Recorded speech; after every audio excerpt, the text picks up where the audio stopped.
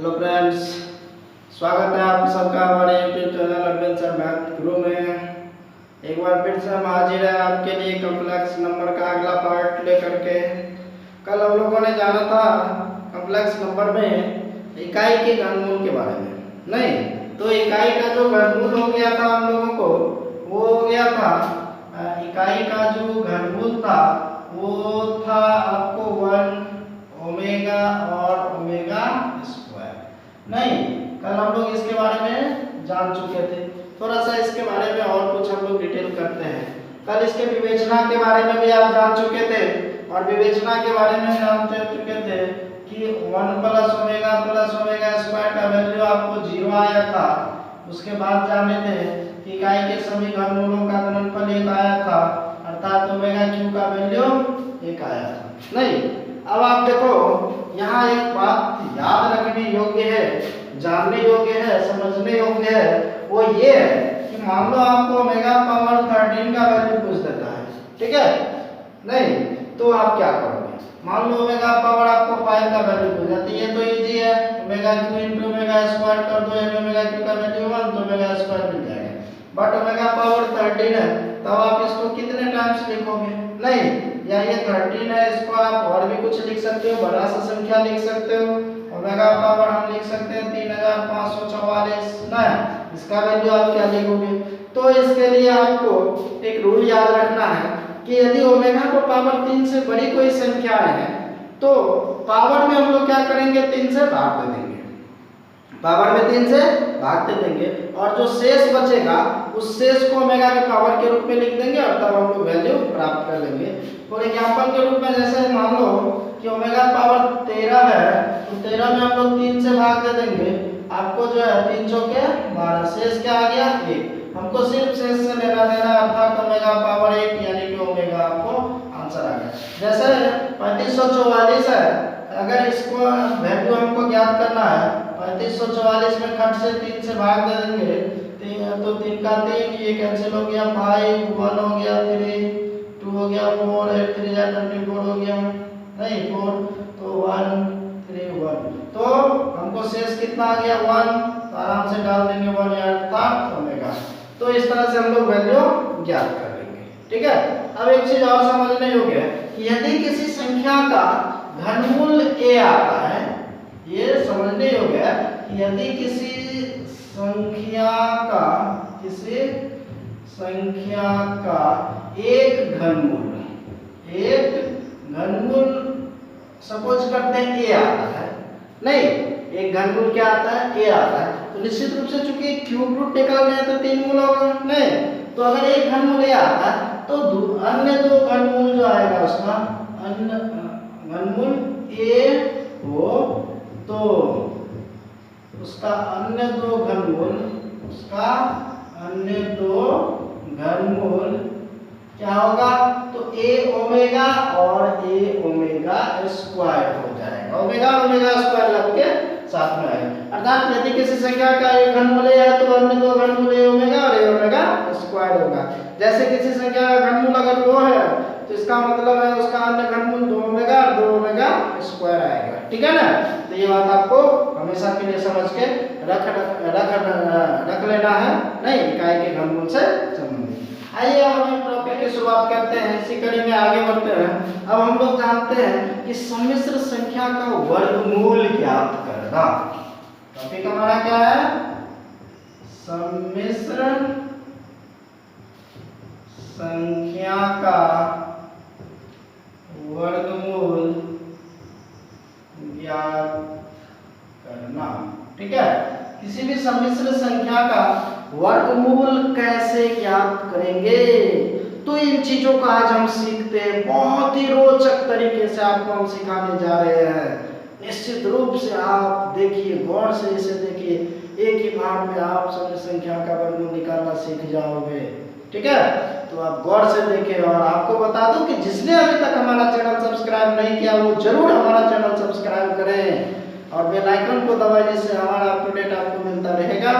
और आइए हमसे जुड़े रहिए, आपको फुल सॉल्यूशन देंगे हम। तो मान लेते, देखिए कैसे ज्ञात किया जाता है। तो मान लेते हैं, माना कि z बराबर x प्लस i y कोई सम्मिश्र संख्या है, कोई सम्मिश्र संख्या।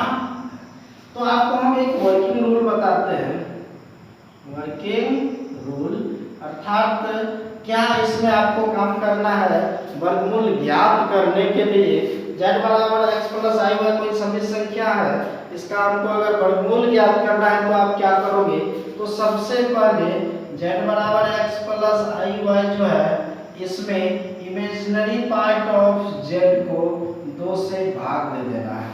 ये स्टेप फर्स्ट हो गया। स्टेप फर्स्ट में आपको क्या करना है, इमेजिनरी पार्ट ऑफ z को 2 से भाग दे देना है। अर्थात यहाँ देखो imaginary part of z y है, इसको 2 से भाग देते हैं। मान लेते हैं कि सपोज करते हैं ये a आ गया, ठीक है, ये a आ गया, 2 से भाग दिए तो कुछ ना कुछ कोई ना कोई संख्या आएगा नहीं। अब यहाँ एक क्वेश्चन आता है कि अगर इमेजिनरी पार्ट ऑफ z 2 से डिवाइड नहीं हो, पूर्णतया भाग ना लगे, तो आप क्या करो, माइंड में चल रहा है वापस नहीं, तो आप क्या करोगे, तो अगर इमेजिनरी पार्ट ऑफ z 2 से भाग नहीं लग रहा है तो आप क्या करो, पूरे कॉम्प्लेक्स नंबर को 2 से गुणा कर देंगे। क्या करेंगे, 2 से गुणा कर देंगे। अगर 2 से भाग नहीं लगा तो 2 से गुणा कर देंगे। अच्छा, गुणा किए तो निश्चित रूप से भाग लगेगा और तब आप उसका जो है वर्गमूल ज्ञात कर लो, ठीक है, तब आप डिवाइड करो। तो मान लेते हैं कि y बाई 2 किए, 2 से भाग दिए इमेजिनरी पार्ट ऑफ z में तो a आया। अब इसको 2 संख्या के गुणनखंड के रूप में तोड़ेंगे। जैसे मान लो y1 और y2 2 संख्या के गुणनखंड के रूप में तोड़ दिए। क्या किए, इसको हम लोगों ने क्या किया, 2 संख्या के गुणनखंड के रूप में तोड़ दिया। अब 2 संख्या का गुणनखंड तो ढेर सारा हो सकता है, नहीं हो सकता है, तो अब आप जब कहोगे कि कैसा गुणनखंड, कौन सा 2 संख्या का गुणनखंड तोड़े, तो दोनों को वर्ग करके घटा दो। अगर ये x का वैल्यू आ जाता है तो आप ऐसे ही गुणनखंड करो, ऐसा गुणनखंड जिसको वर्ग करके घटाने पर, जिसको वर्ग करके घटाने पर आपको ये x का वैल्यू मिल जाता है, ऐसे गुणनखंड को सेलेक्ट करना है। अब ये फर्स्ट स्टेप में ये काम कर लेना है। अब मान लो इसको a का 2 संख्या के गुणनफल के रूप में, गुणनफल के रूप में लिखना है। क्या करना है, 2 संख्या के गुणनफल के रूप में आप लिख दिए। अब आप एक चीज का ख्याल रखोगे कि अगर स्टेप सेकंड आपका होगा, स्टेप सेकंड कि यदि x का मतलब है रियल पार्ट ऑफ z, यदि आप इसको ऐसे लिखो रियल पार्ट ऑफ z ना, अर्थात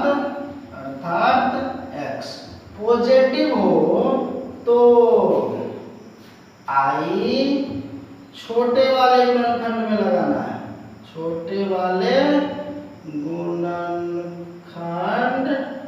में लगाना है, ठीक है ना। अगर x पॉजिटिव है तो i को छोटे वाले गुणनखंड में लगाओ, अगर x नेगेटिव है तो i को बड़े वाले गुणनखंड में लगाओ, ठीक है। परंतु इसी में हम क्या है, परंतु यदि x नेगेटिव हो तो i बड़े वाले गुणनखंड में लगाना है, बड़े वाले गुणनखंड में लगाना है, ठीक है ना। अर्थात आप देखो क्या करना है, जैसे सपोज करना है तो x नेगेटिव है तो i बड़े वाले में लगाना है, x पॉजिटिव है तो i छोटे वाले में लगाना है। अब देखो यहाँ चूंकि x पॉजिटिव है, x पॉजिटिव है नहीं है, तो हम लोग गुणनखंड मान लेते हैं, माना कि y1 जो है बड़ा है y2 से, यानी कि y2 छोटा है y1 बड़ा है। तब आप देखो x प्लस आई वाई बराबर क्या लिखोगे, तो इसको आप लिखोगे y1 का स्क्वायर प्लस, देखो x पॉजिटिव है, x पॉजिटिव है तो आप किस गुणनखंड में i लगाओगे, छोटे वाले में, छोटा यहाँ y2 है, तो आप लगाओगे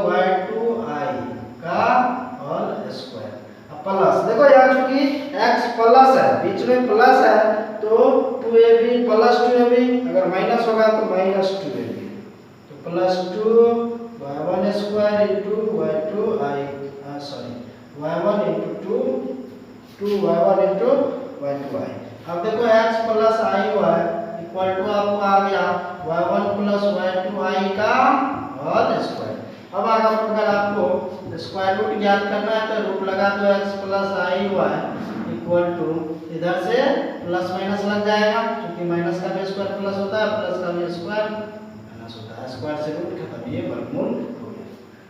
ठीक है, आइए देखते हैं इस पर एग्जांपल लेते हैं हम लोग। एक देखते हैं समीकरण संख्या का वर्गमूल 7 प्लस 24i का वर्गमूल ज्ञात करें। ठीक है, 7 प्लस 24i का वर्गमूल ज्ञात करना है हमको। देखिए कैसे करना है। तो इसको सबसे पहले हम लोग z मान लेंगे, माना कि z बराबर 7 प्लस 24i। ठीक है, अब देखिए पहला स्टेप क्या था कि इमेजिनरी पार्ट ऑफ z को 2 से डिवाइड कर देना है। तो इमेजिनरी पार्ट ऑफ z यहाँ 24 है, 2 से भाग देना है, तो 24/2 कितना हो जाएगा 12। अब आपको बताए थे कि इस 12 को दो ऐसे गुणनखंड में तोड़ देना है, दो ऐसे गुणनखंड में तोड़ देना है जिसको वर्ग करके घटाने पर ये मिल जाता है। तो देखिए इसका दो गुणनखंड अगर 3 और 4 ले, 3 3 और 4 जो कि 16 16 में से 9 घटाएंगे तो 7 मिल जाएगा आपको। तो ये गुणनखंड सिलेक्टेबल है। ठीक है, अब डिसाइड करना है कि आई किस में लगाना है।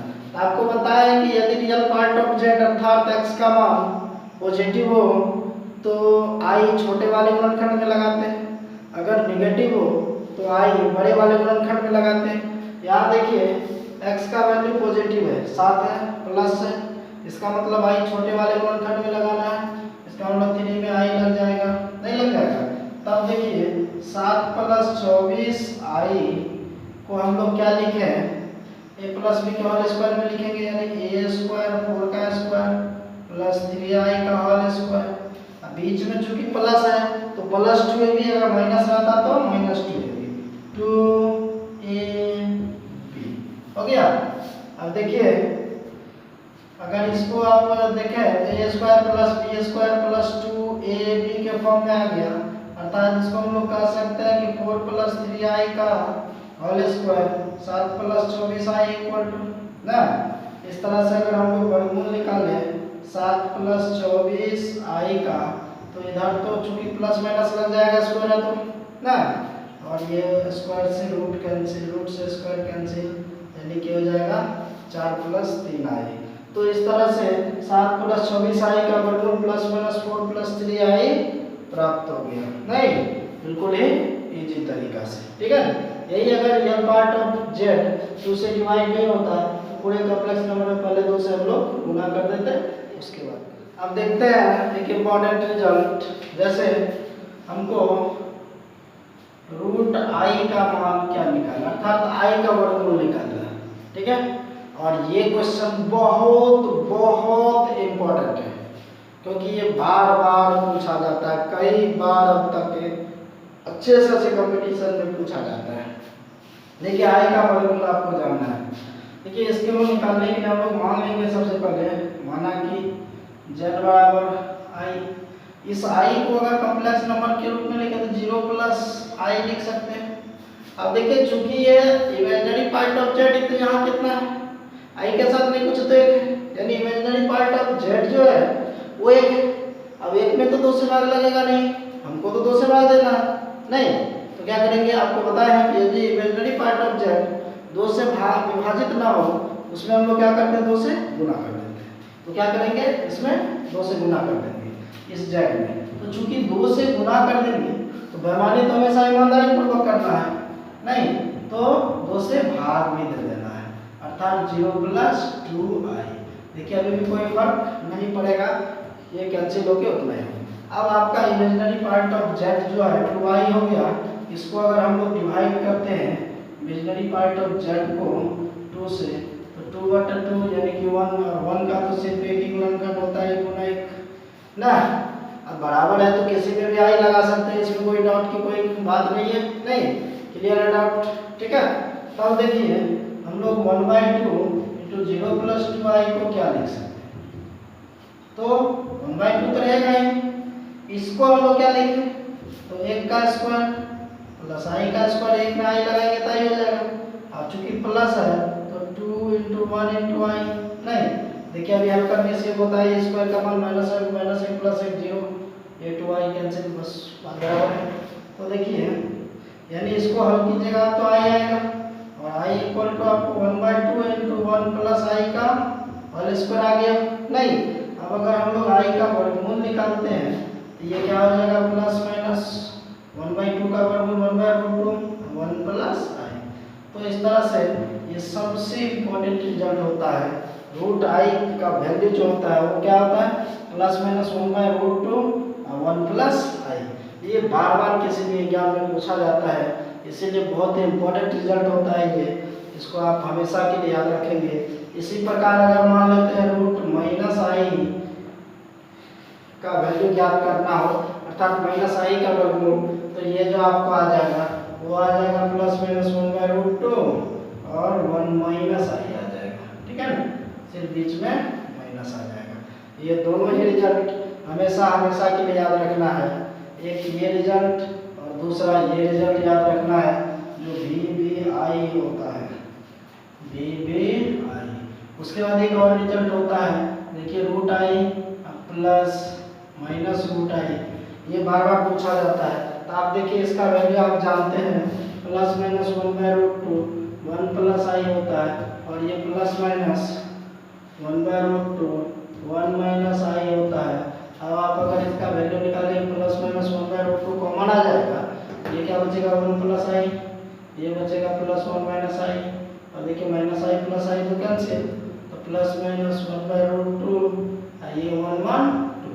अब देखिए ये कैंसिल हो गया, √2 बचेगा, तो प्लस माइनस √2 इसका वैल्यू हो गया, ये हो गया आपको root i plus minus root i equal to plus minus √2। ये भी रिजल्ट बार बार पूछा जाता है किसी भी कंपटीशन में, बहुत ही इम्पोर्टेंट रिजल्ट होता है ये। तो ये तीन रिजल्ट जो है ये हमेशा के लिए याद रखना आपको कि रूट आई का वैल्यू प्लस माइनस 1/√2 1 प्लस आई होता है, माइनस रूट आई का वैल्यू होता है वो प्लस माइनस 1/√2 1 माइनस आई, और इस दोनों का जोड़ ये प्लस माइनस √2 होता है, ठीक है।